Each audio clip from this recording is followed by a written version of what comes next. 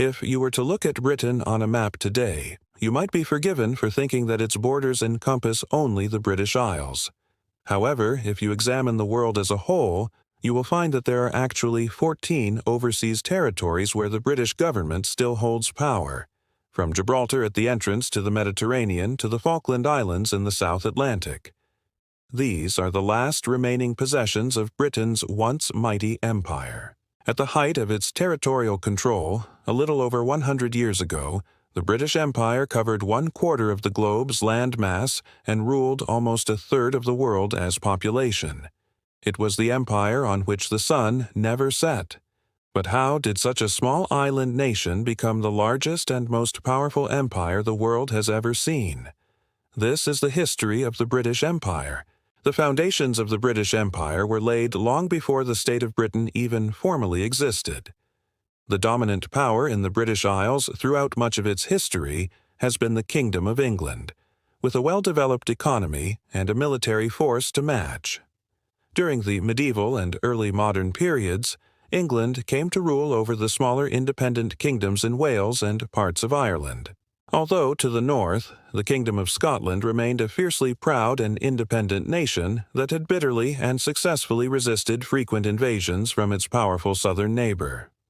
By the early 17th century, Elizabeth Warren of England had issued several trading and exploration commissions to English adventurers with the intention of exploring and colonizing new territories yet to be claimed by other European powers. The likes of Sir Francis Drake and Sir Martin Frobisher claimed many lands in the name of England, but these were not followed up with settlements. The first English colony established in North America, at Roanoke Island in 1585, failed dramatically, with the colonists mysteriously disappearing, never to be seen or heard from again. Elizabeth also granted several royal charters to joint stock companies that were established specifically for the purpose of developing overseas trade. Companies such as the Levant Company, founded in 1592, and the East India Company, founded in 1600, were granted monopolies on all English trade to and from these areas. When Elizabeth I died in 1603, the throne of England passed to James VI of Scotland. Upon his ascension to the throne, James became the king of both Scotland and England through the union of the crowns. However, the two kingdoms remained distinct and were ruled separately. As King James looked to build further on the attempts of his predecessor to establish overseas colonies, these were to be ruled and governed under one of 3 types of colony structures. A crown colony was directly ruled by the monarch themselves, but would typically be administered by a royally appointed governor and supported by a local council. A charter colony was similar to a crown colony, but was ruled under a corporate charter rather than a governor. These charter colonies often granted colonists significantly more political liberty compared to other colonies. A proprietary colony was governed by an individual who was typically the head of a joint stock company. These colonies were distinct from crown colonies in that they were commercial enterprises with responsibilities to shareholders. Proprietary governors typically did not live in the colony, and so appointed local governors and councils to rule in their absence. Over time, however, these proprietary colonies became increasingly difficult to manage and transitioned to crown colonies instead. An important, yet often overlooked development in England's overseas expansion is that of the plantation of Ulster, which saw Protestant settlers from Scotland and England transported to parts of Northern Ireland during the early years of King James's reign. This model of organized colonization would form the blueprint for future English colonial expansion, with many of the leaders of the Ulster plantation later becoming involved in establishing other colonies in the New World. Throughout the 1600s, the Kingdom of England expanded its overseas colonies in North America and the Caribbean. Some were entirely new ventures, whereas others were annexed from rival foreign powers like New York, which was seized from the Dutch in 1664. England also significantly developed its trading networks in Africa and the East Indies, with the building of factories and fortified trading posts. A critical component to this mercantile success was the creation of the Royal African Company in 1660, which over the subsequent decades would become the leading participant in the brutal yet highly lucrative transatlantic slave trade. During this period, Scotland also began to establish overseas colonies of its own, having looked on somewhat enviously at the successful endeavors of the English. Unfortunately, almost all these attempts ended in failure, with colonies in Nova Scotia, Cape Breton, and Carolina barely lasting a few years. The most abject failure of Scotland's colonization attempts, however, came in 1698 with the Darien Scheme. This aimed to establish a colony controlling the overland trade route of the Isthmus of Panama between the Atlantic and Pacific Oceans. To finance the expedition, an immense amount of capital was raised from the public, which accounted for almost a fifth of the wealth in Scotland at that time. When the ships arrived at the coast of Darien, they named the colony Caledonia and set about constructing a settlement called New Edinburgh. The attempts of the colonists, however, were ultimately to prove futile, as the settlement quickly succumbed to food shortages, tropical disease, and attacks from nearby Spanish forces. Despite a resupply in 1699, the settlement was abandoned, and the survivors, who totaled just a few hundred of the original 2,500, returned to Scotland in disgrace. Due to the total disaster of the Darien Scheme and the loss of public money that had been invested into it, Scotland was plunged into a financial crisis. Many then considered that their best and only chance of being part of a major power would be to share in the benefits of England's colonial enterprise. By the turn of the 18th century, England and Scotland remained independent kingdoms. Although the Glorious Revolution of 1688 had dramatically shifted the political landscape within the British Isles, the Catholic James II was deposed and replaced with his Protestant daughter Mary and her Dutch husband William, who became King William III of England and Scotland. Legislation was passed in England so that only Protestants could inherit the throne. But this law did not apply in Scotland, and so, under the reign of Queen Anne in the early 1700s, efforts were made to unite the parliaments of both nations and secure a Protestant line of succession for the monarchy. When the Acts of Union were passed in 1707, England and Scotland were then united into one kingdom under the name of Great Britain. Over the following decades, Britain became involved in several wars with other European powers, which were fought not only on the continent but also wherever their overseas colonial interests lay. After the War of the Spanish Succession concluded in 1714 with a victory for Britain and her allies, peace negotiations granted territorial concessions from the defeated French and Spanish. Newfoundland and Acadia in North America passed into British control, as well as the strategic Mediterranean islands of Gibraltar and Minorca. Meanwhile, the British East India Company, which was not technically part of the empire but nevertheless pursued its colonial interests, was engaged in military operations against its French counterpart across the subcontinent. The aftermath of the Battle of Plassey in 1757 wrested control of Bengal away from the local Nawab ruler and his French allies, leaving the British to become the leading military and political power in the region. This acted as a springboard for the British East India Company to expand its territory further in later years, either assuming direct rule themselves or via local rulers who were threatened with force from the company's private armies. Further conflicts of the 18th century, namely the War of the Austrian Succession and, in particular, the 7 Years' War, gifted Britain even further territorial concessions at the expense of her rivals. In North America, the British captured Quebec in 1759, effectively ending French colonial efforts on the continent with the annexation of New France by 1760. Florida passed into British control from Spain, leaving virtually the entire eastern seaboard of North America in British hands. The Treaty of Paris, which ended the 7 Years' War in 1763, also ceded the Caribbean islands of Dominica, Grenada, St. Vincent, and the Grenadines, as well as Tobago, to Britain. Britain was now the most dominant colonial and maritime power of the age.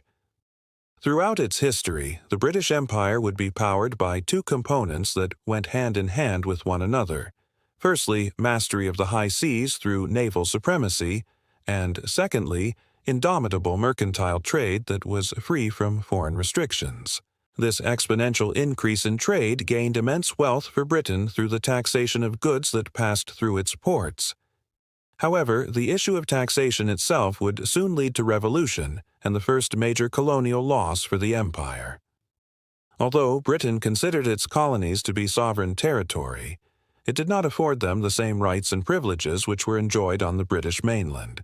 Throughout the 1760s and 1770s, relations between Britain and its 13 colonies in America became increasingly strained due to Parliament taxing the colonies without their consent or representation. Many within the 13 colonies considered this a breach of their rights as Englishmen and formally renounced the authority of Parliament in 1775, resulting in the outbreak of revolution. Britain sent troops to quell the rebelling colonists, but in the following year of 1776, the leading political figures of the colonies assembled to form the Second Continental Congress and declared their independence from Britain. After a protracted war of 8 years, Britain's military forces in the colonies were finally defeated, and the United States of America was recognized as an independent nation. The loss of America marked a sea change for the British Empire. After this, British colonial efforts shifted towards Asia, the Pacific, and Africa, where explorers had charted many new lands yet to be colonized by Europeans. One such explorer was Captain James Cook, who mapped and claimed much of the Pacific Ocean, including New Zealand and the eastern coast of Australia, in the name of Britain. Although Cook was killed on the island of Hawaii during his third voyage, the discoveries he made during the 1770s would be instrumental to the further expansion of the empire. Australia was to serve as a penal settlement for British convicts who would otherwise have been transported to the 13 colonies before they were lost. The first shipment of convicts arrived in the colony of New South Wales in 1788, and this practice of sentencing criminals to transportation continued into the middle of the 19th century. Britain also expanded its colonial interests into the North Pacific. Explorers such as George Vancouver and Alexander Mackenzie surveyed the western coast of North America in the 1790s, which subsequently opened up the territory to British mercantile interests, particularly that of the fur trade. Inroads were also made into the vast interior of the Rocky Mountains, which expanded British North America westwards. War with France in 1803 would once again challenge Britain's position as the dominant colonial power of the age, with the rise of Napoleon Bonaparte in the aftermath of the French Revolution. To protect itself and its colonies from invasion, Britain invested large sums of capital and resources into the war effort, with the Royal Navy blockading French ports and attacking French overseas possessions. A crucial victory was won at the Battle of Trafalgar in 1805 against the combined Franco-Spanish Navy, albeit at the loss of Britain's Admiral Lord Nelson, who was killed in action. Victory at Trafalgar not only eliminated the threat of invasion for Britain, but also secured the uncontested supremacy of the Royal Navy for the next 140 years. By the time the Napoleonic Wars were drawn to a close in 1815, the victorious Allied coalition, of which Britain was a part, secured further territory from the defeated French, Spanish, and Dutch, who had been part of Napoleon's French Empire. The Ionian Islands, Malta, Mauritius, St. Lucia, the Seychelles, Trinidad and Tobago, Guyana, Ceylon, and the Cape Colony were added to Britain's already substantial number of colonies. Many of these Caribbean colonies contained countless plantations dedicated to the production of sugarcane, which over the centuries had become exclusively reliant on slave labor.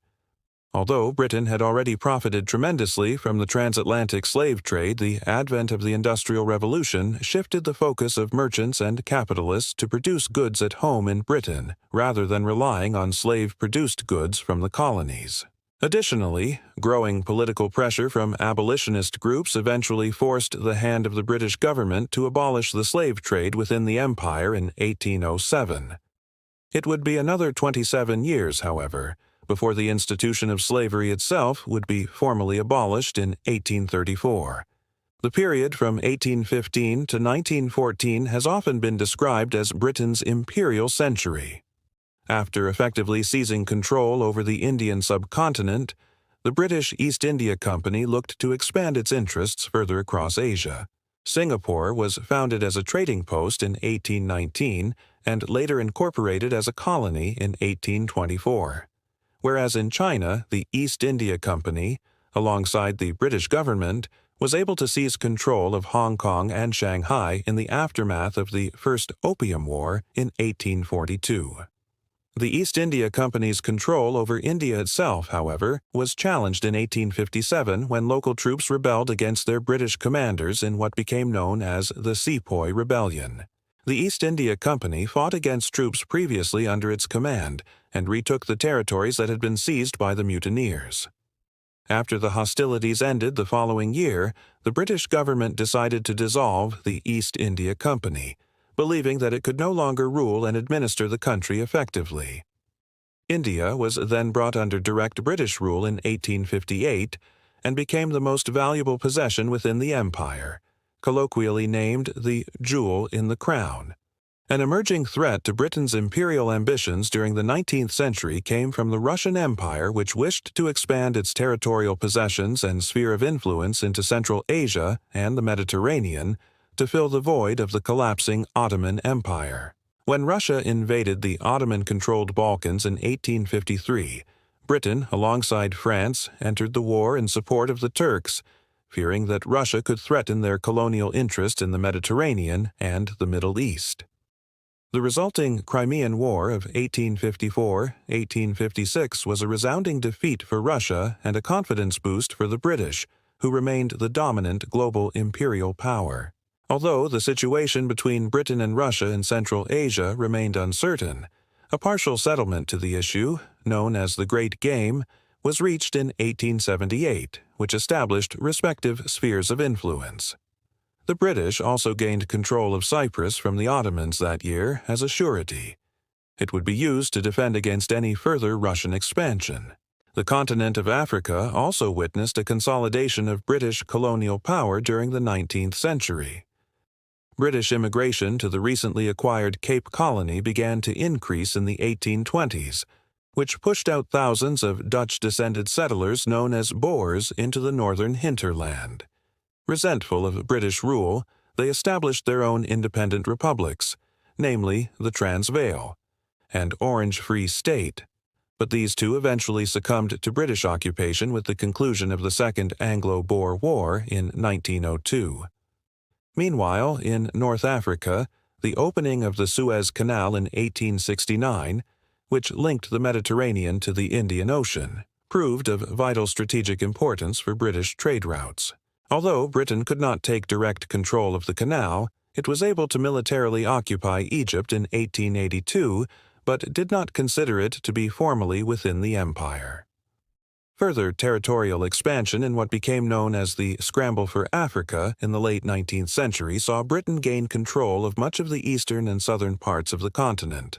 Efforts were also made to build a continental railway from the Cape to Cairo, although this was never completed. As the 20th century dawned, Britain's position as the leader in world trade and its adoption of the role of global policeman allowed it to also control the economies of nations who were not part of the British Empire, such as China, Argentina, and Siam. An electrical telegraph network known as the All-Red Line was completed in 1902, which allowed Britain to communicate directly with all of its overseas colonies across the empire. As Britain's predominantly white colonies developed economically and socially, they sought to gain political independence from the mother country. Canada was formed into a confederation in 1867 and granted the right of full self-governance, with the exception of international relations. Australia and New Zealand followed similar paths in 1900, becoming newly created dominions of the empire. Ireland also hoped to gain some form of independence from Britain during this time. Multiple Home Rule bills were put before the British Parliament, but these were all defeated on the grounds that partial Irish independence would pose a threat to the unity of the empire. The threats to the empire, however, would ultimately come from Germany and the outbreak of the First World War in 1914. During the conflict, Britain relied heavily on the empire for importing food, resources, and, crucially, military support. Over 2.5 million men from Britain's dominions and colonies served in the First World War, with many from Canada, India, Australia, and New Zealand, making the ultimate sacrifice for king and country. Britain was able to defeat Germany and its Ottoman allies in the war and annexed much of their territory in the Middle East, Africa, and the Pacific. Victory, however, came at a heavy price for Britain and signaled the beginning of the end for the empire. Although 1921 marked the peak of the British Empire's territorial possessions, Ireland was granted independence that same year, and soon other nations within the empire began to question when they might become independent. Also, the outbreak of the Second World War in 1939 put a temporary halt on this, as Britain once again turned to the empire for economic, material, and military support. Though ultimately victorious, Britain was bankrupted by the war and was no longer in a position to support its overstretched and questioning colonies. Gradually, throughout the 1940s, 50s, 60s, and 70s, the colonies and dominions of the empire were granted their independence from Britain in what was recognized as the wind of change. Almost 400 years of British colonial history came to an end. Although almost all these newly independent nations did not sever ties with Britain completely and agreed to join the political association named the Commonwealth, with 14 of these nations also retaining the British monarch as their respective head of state. Perhaps what many see as the final and most symbolic representation of the end of the British Empire came in 1997, when Britain formally handed over Hong Kong to China. The legacy of the empire, however, remains with us to this day, as the English language is the most widely spoken on Earth, and British cultural practices and customs remain universally popular.